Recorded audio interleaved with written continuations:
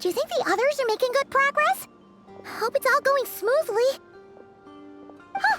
Hey, look! They made it back as well! Prince! Lama! How did it all go?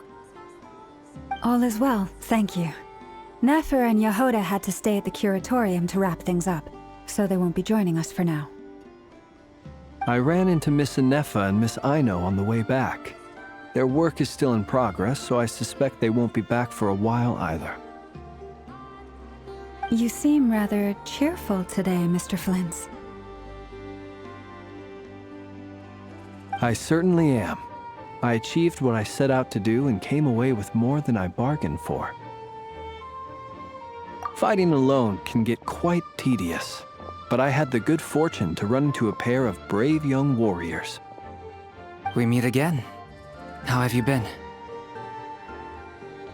Albedo! What are you doing here? That would be a natural assumption to make. It's also the correct one. These two courageously lent me a hand while I was fighting the Wild Hunt. When they told me they were Servarka's colleagues, it all made sense. And given how people of outstanding talent tend to cross paths, it's no wonder you're already acquainted. So, who's your travel buddy, Albedo? Why don't you come and introduce yourself?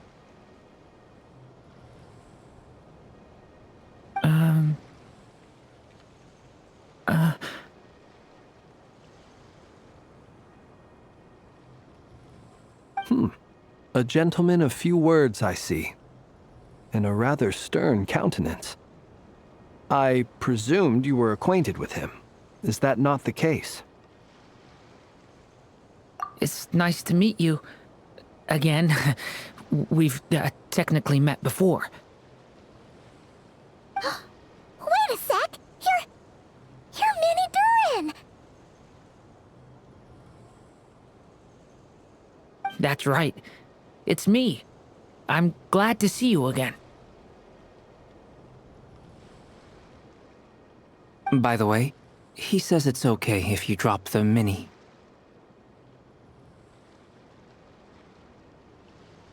Yeah, I'm not as mini as I used to be. Interesting, isn't it? The first step towards blending into human society appears to be reflecting on whether one's name really reflects who they are. Wow! You look so different! In a good way, of course. It's great to see you looking so healthy. Thank you, Paimon. And although you're as mini as ever, I understand that diminutives don't always convey endearment. I'll be sure to simply call you Paimon as a sign of my great respect for you. Wow! You're such a smooth talker now. Paimon could get used to this. From now— Personally, I think our little Paimon is the perfect size. When people call her little Paimon, it's just because she's so adorable that they can't help themselves. If that's not a sign of endearment, what is? You're absolutely right, Miss Lama. My brother still has a long road ahead of him when it comes to understanding human relationships.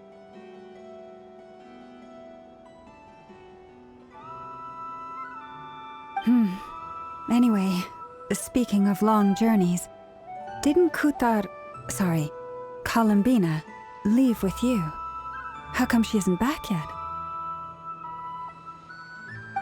she's been catching up with old friends. Wouldn't be surprised if she stopped for a cup of tea, or 10, on the way back. Uh-oh. People are talking about me. Hope it's nothing negative.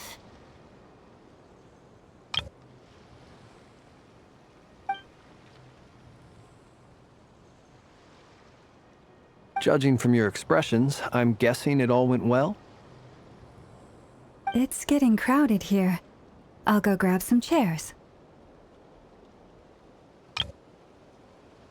No need. This is a job for an alchemist. I'll whip some up momentarily. Thank you for your hospitality, ladies and gentlemen, but I was merely escorting my friends back. I'll be meeting Sandrone shortly, as we still have some things to discuss. It's been a pleasure, everyone. But this is where I'll say goodbye. We really appreciate your help. Oh, come on. Spare the formalities. I'm just glad I could help out some true friends. I understand. Well, bye for now, Harlequino.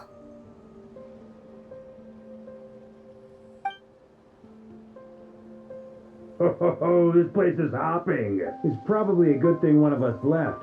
Otherwise, we might not fit all these people in. Are you saying we're about to run out of chairs?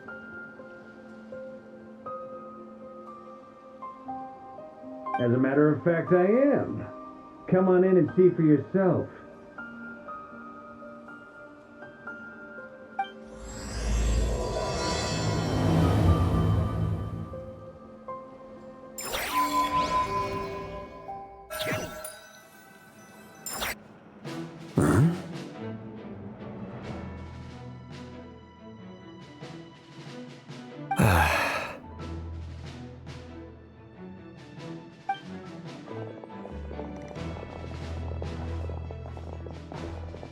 I overheard your little chit-chat outside, by the way. With Miss Columbina's colleague gone, we should be back to the original crew plus the other colleagues I brought in.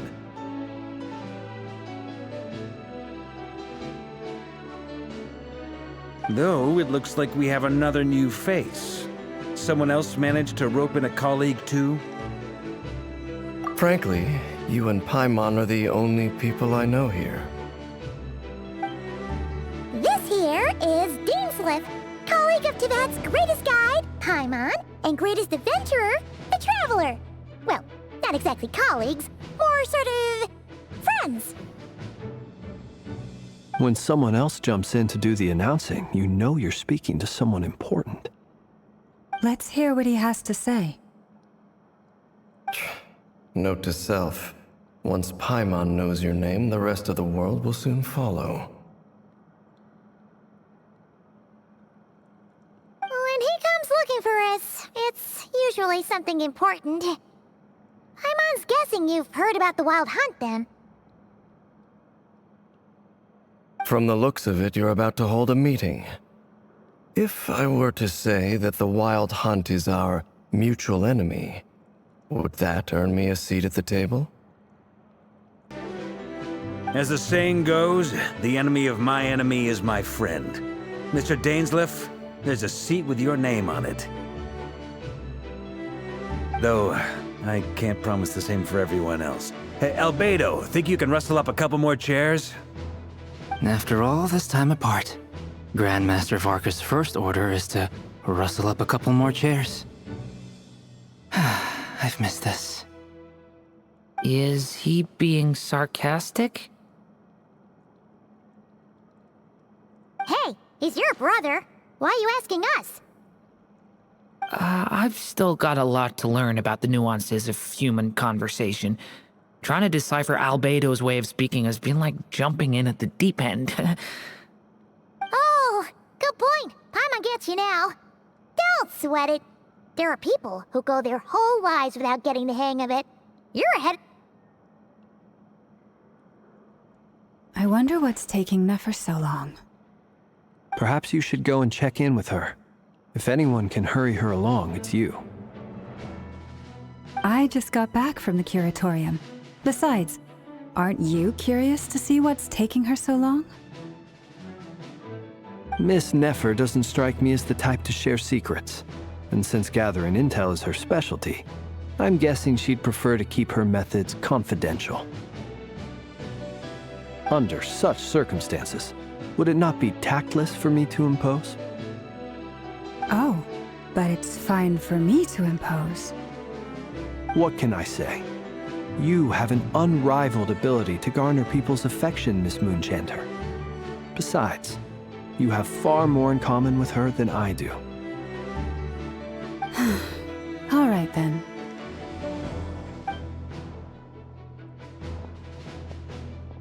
Impressive. She barely fought back at all. I admire your powers of persuasion, my friend. As I'm sure Miss Lauma will realize soon enough, the trick in life is to always pitch in with other people's responsibilities so that you can be selective with your own. Another trick is to simply hide in the background. Spoken like a true sage. Anyway, looks like we've got some time to kill before the meeting. Let's take a little breather, folks.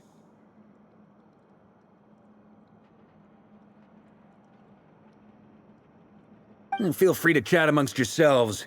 We'll get down to business once the other two arrive.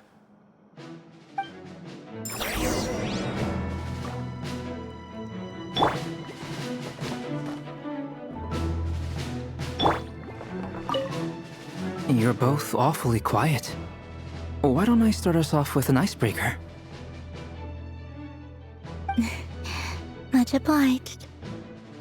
Have either of you ever had your portrait painted? If not, I'd be glad to help. That sounds like a lovely idea. You know how to paint, then? I dabble occasionally. He's an excellent painter. Tables, chairs, people, dragons, you name it. He'll paint it for you. I'm flattered. If I ever get the chance, I'd like to give it a try myself. I'll bear that in mind. Anyway, how about you, Durin? What sort of portrait would you prefer? Oh, I'd be fine with anything. Whatever style feels best to you. Very well. Then I'll play it by ear. You can replicate any style I want? I can try.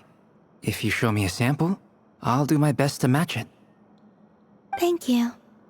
In that case, I'll dig up some reference material for you.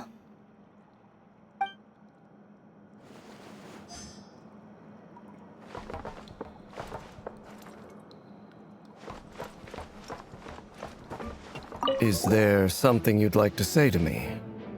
Yeah! For starters, why'd you just show up here without even giving us a heads up? If you think back to our previous interactions, you may recall that that's hardly out of character for me. You do have a point there. Oh yeah! You'll need to find somewhere to stay the night too, right? Want to tag along with us? You never know. We might get a group discount. Sure, let's do that. Great! Paimon will handle it! And in return, we can get Dainslift to be our very own personal bodyguard. If that's what you had in mind, you should have said so sooner. I'd be happy to help. Oh, okay then. Paimon was only kidding, but good to know. Anyway, since we're all here together, we might as well watch each other's backs. That's just what friends do, right? Indeed. Thank you.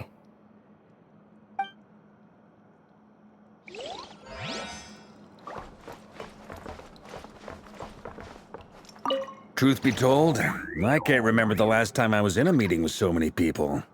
You're not alone there, my friend. The Lightkeepers also struggle to bring everyone together for a serious discussion. I don't doubt that. I've only ever met two Ratniki, one being you, and the other being that young guy, Itlua. Itlua is a good apple. I'll give him that.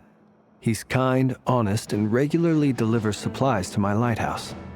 A true Ratnik to the core. In that sense, he puts me to shame. So you're what? A fake Ratnik? Come on, why the awkward silence? Sorry. I'm not even gonna bother trying to hide it. You've known all along, haven't you, my friend?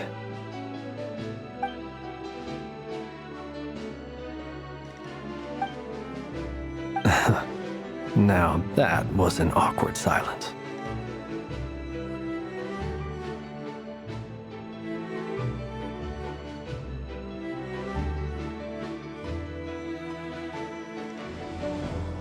Let's just keep this between ourselves. Probably best if Eloa doesn't know, huh? That goes without saying. Gotta be careful what you share with youngsters, after all. Anyone else in the know? Let me guess. The Traveler and Paimon? It's dangerous being too sharp for one's own good, you know. Then, in the name of the Animo Archon Barbados himself, I swear your secret's safe with me. When we went for drinks, you said that you and Barbados were practically best buds. In the light of that claim, do you really expect me to take your oath seriously?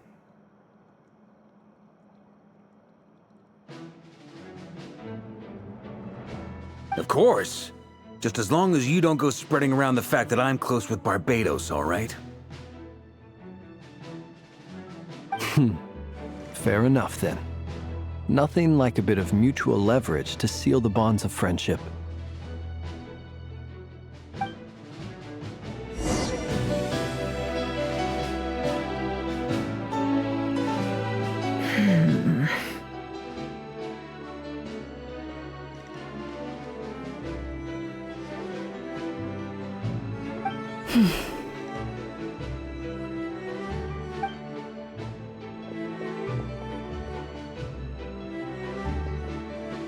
Ah, Miss Nefer. You made it after all. But what about Yehoda? I'm here to give you an update on how things are going on our end. Once this is over, I'll be heading straight back to continue my work.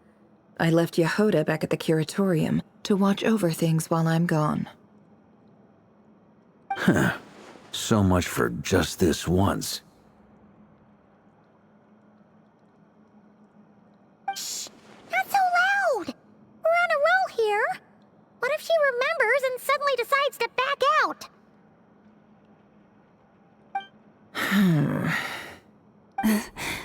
Did you say something, Mr. Varka? Huh? I didn't say anything. Right, Flint's? Must have been a frog. They get so noisy around here at nighttime. It's like they're putting on a concert in the background. Anyway, before we begin, there's a few introductions to make.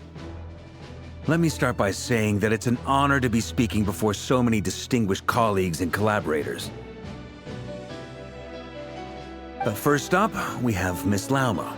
As Moon Chanter, she's the leader of the Frost Moon Scions, a local religious community in Nod-Krai. Then there's Miss Nefer, boss of the Curatorium of Secrets, an intel gatherer extraordinaire.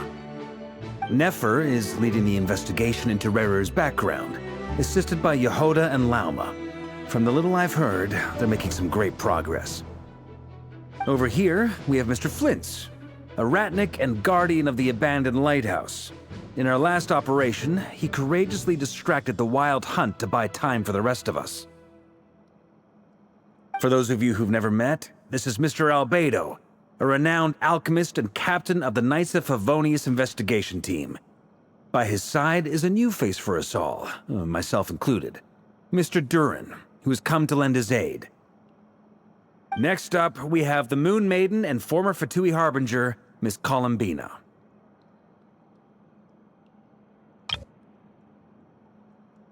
Then we have the Traveler, who's earned more titles than I could possibly hope to list out, so I'll spare you the rundown. And Paimon, the ultimate travel companion and quite possibly the best guide in all of Teyvat. Wow! That's a lot of people! Great turnout! Miss Nefer, it looks like you might have another job coming your way, so, congratulations on the booming business, I guess. You think I haven't got enough on my hands as it is? Who's looking for me now? That would be me, Miss Nefer. I have a commission for you. And you are? Who I am doesn't matter right now. What does matter is that I'd like you to gather more intelligence about the Recher of Solnari. Well, it's not as if we never take on anonymous commissions. But in your case, I'll have to decline. I'm gonna take a wild guess and say your job's probably more hassle than it's worth. Something about you seems like bad news. It's my eyes, isn't it? Conrian, I assume. And what's with the mask? Are you trying to hide your identity? In any case, the fact that you're even still alive raises an awful lot of questions for me. My name is Dainsleif. And yes, I am from Conria. As I'm sure you're aware, the Raker of Solnari's real name is Rerir. He was once an acquaintance of mine. Really? Then you must have been quite an influential figure yourself. You flatter me, but none of that matters anymore. My point was simply to clarify why I have asked Miss Nefer to investigate Rerir's background. So you're both from Conria, and it sounds like you used to be friends? What am I missing here? Surely you already know how he became one of the Five Sinners. I'll tell you everything I know. The history of Conria, the names and identities of the Five Sinners. I remember it all like it was yesterday. I have never spoken openly of this before, but the truth was exactly as people say. The Five Sinners were each driven by their own desires, and it was by playing upon these that the Abyss tempted them to their fall, tearing Conria apart in the process. The visionary, Vedifenir, who wished to foretell the future. The wise, Haroptatir, who sought limitless knowledge. Gold, Rhindaughter, who desired to create life. The foul, Surtologi, who pursued supreme strength. And last, but not least, Raker of Solnari, Rerir, Ravager of the Moon. Of the five, Rerir is the only one who remains a mystery to me. He never harbored grand ambitions, so what changed in the space of a single night? How did he come to fall like the others? In other words, you're saying that his change came as a shock to you, and you have no idea what actually happened? That's right. You mentioned how the Abyss tempted them, which led to their fall. But what did that look like in practice? And what other context can you give me about the events of that time? The more detail you can give me, the better.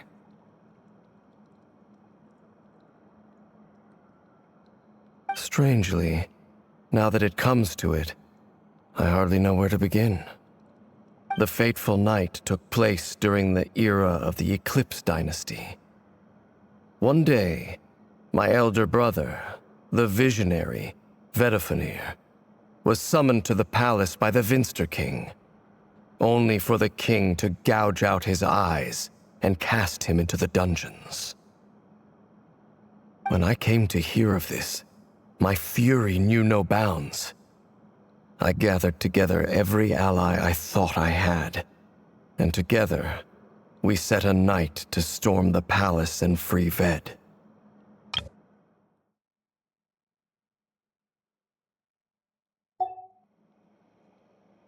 Centuries on, the memories of that night still haunt me like a never-ending nightmare. We broke through the palace gates, just like we had planned, each striking towards our separate targets. But then, I was betrayed. Even Vedifenir, the very person I had come to rescue, abandoned me and partook of the Abyss's power.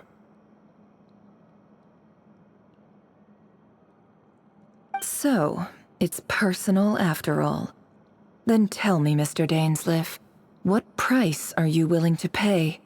You, of all people, must know that nothing comes for free.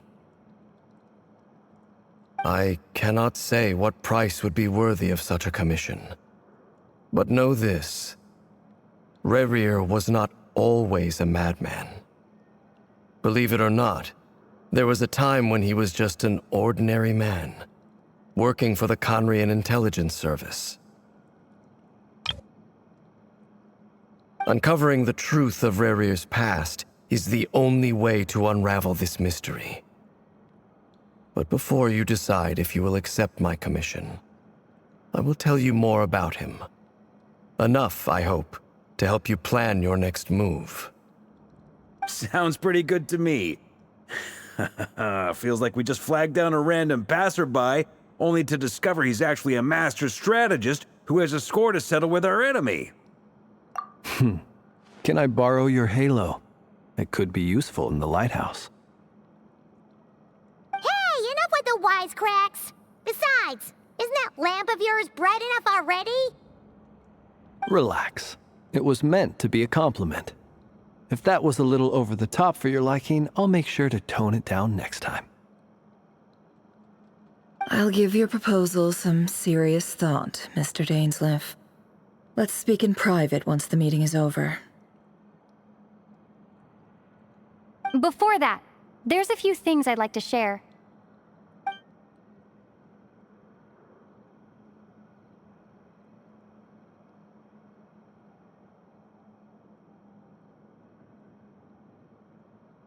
Now that we've united the hearts of the three moons, your power should be greatly enhanced. But it seems like that hasn't happened yet. I believe it will take a little longer. You've done so much for me, so I want to be completely honest with you all. Even though I'm doing a lot better now, the truth is, my recovery will likely be an ongoing process.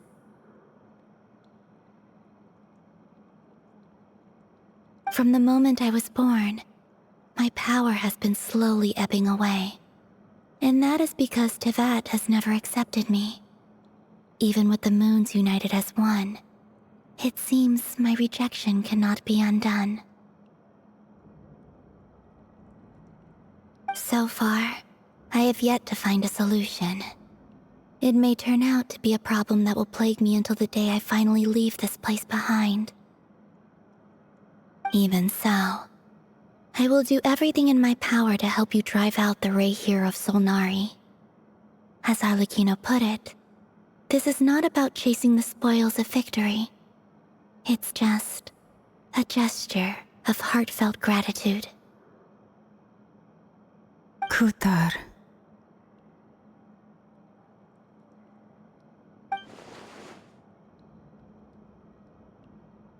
Defeating the Rerir of Solnari will be no easy task. While my strength slowly recovers, we'll also need to gather more intel. Naturally. We should take all the help we can get if we hope to defeat him. We've considered several viable plans now, but our choice hinges on the answers to a few key questions. Is it even possible to kill Rerir? What experiences shaped the person or monster he became? And what's he really after? Given Albedo's expertise in alchemy, I think we should leave him to try and answer the first of these questions. Understood. As for the other two, I'm afraid we'll have to count on you again, Miss Nefer. Believe me when I say it's not my wish to burden you. But right now, relying on your skills is our only option. So you're placing all your hopes on me, huh? We can't thank you enough for agreeing to help us. Honestly, I can hardly believe how lucky we are. You sure have a talent for changing your tune, Miss Moonchanter. Timid like Yehoda one moment, then flinches insincere flattery the next. Ladies, please. I must object to your portrayal of me. That's all. Feel free to keep bickering. Just pretend I'm not here.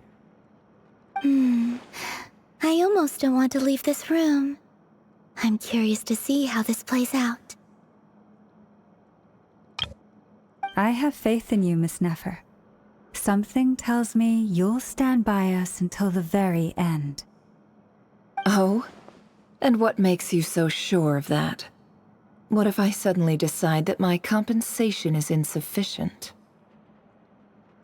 This isn't about the money. I can sense that you've got a deep-seated distaste for Rerir.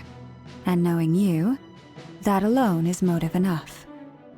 Look at them getting along so well. Like two peas in a pod. And I'm the one they accuse of insincere flattery. There is no justice. Miss Lauma, you have to understand something. Unlike you, I don't actually enjoy having everyone's hopes on my shoulders. Is that right? Well, maybe the fact that I'm willing to put my hopes in other people says more about me than you. Anyway, we've got our plan, so let's get moving.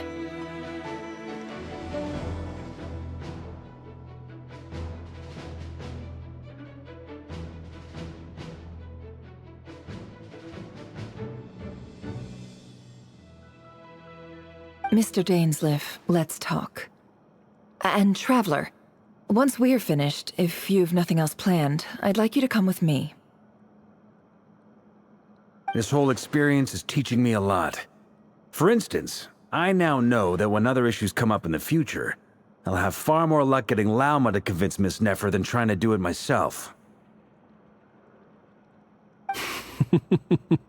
Hate to say it, friend, but that's one of the funniest things I've heard in a while. Why? You think I've got it wrong? Quite the opposite. But what makes it so hilarious is how long it's taken you to realize.